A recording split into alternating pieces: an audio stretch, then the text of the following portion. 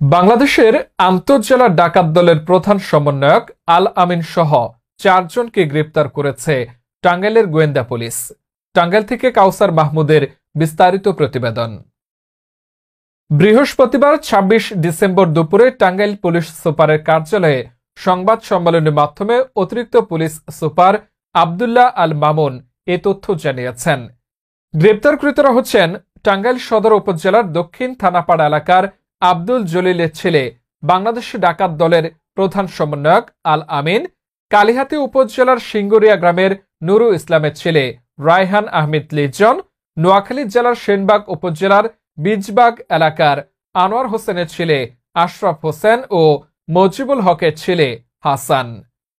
অতিরিক্ত police super DSB Abdullah Al Mamun জানান, টাঙ্গাইল সদর ও মির্জাপুর থানায় ২টি ডাকাত মামলায় টাঙ্গাইল জেলা গোয়েন্দা পুলিশ